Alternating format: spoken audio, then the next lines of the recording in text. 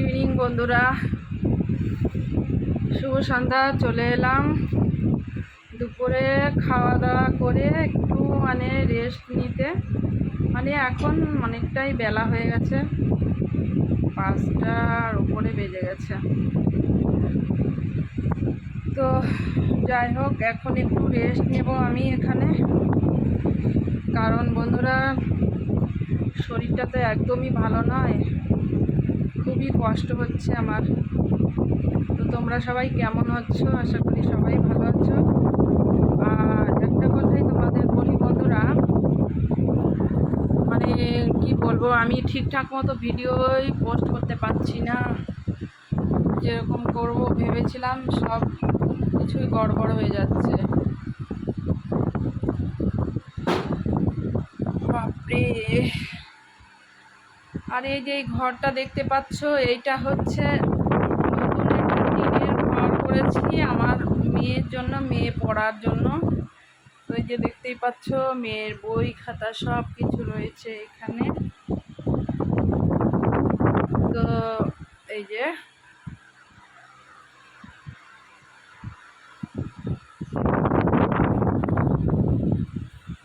তো ওর বলছিল ওর আলাদা একটা ঘর না হলে পড়াশোনার খুবই ডিস্টার্ব হয়ে যায়, তো তার জন্যই করা। আর এখানে এসে আমি এখন মেয়ে বাড়িতেও নেই, এখন মাঝে মাঝে একটু রেস্ট নিই।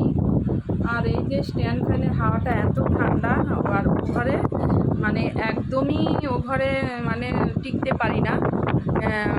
সিলিং ফ্যানের হাওয়া বোধহয় মনে হয় গায়েই লাগে না, লাগছে না। তো গরমই কমে না, কিন্তু স্ট্যান্ড ফ্যানের হাওয়া খেলে মনে হয় না, একদম শরীরটা জুড়িয়ে গেল। তো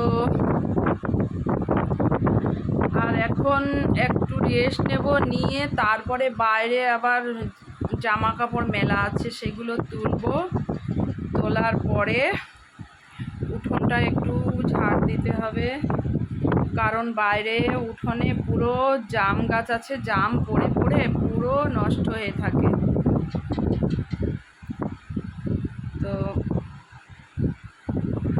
আর এখন আমি রেস্ট নিয়ে শুয়ে পড়বো।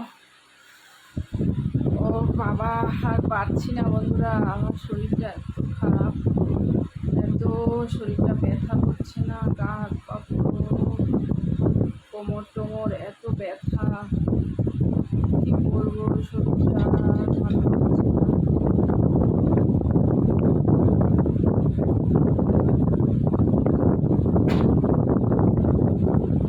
খারাপ লাগছে বন্ধুরা। তো তোমরা সবাই কেমন আছো? আশা করি সবাই ভালো আছো। আর একটু তোমরা সবাই আশীর্বাদ করো যেন আমি তাড়াতাড়ি সুস্থ হয়ে যাই আর তাড়াতাড়ি তোমাদের ভালো ভালো ভিডিও দিতে পারি।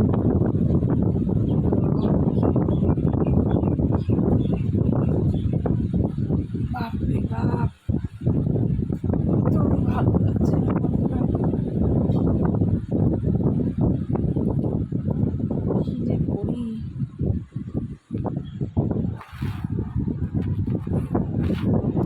তো এখানে একটু রেখে নিই।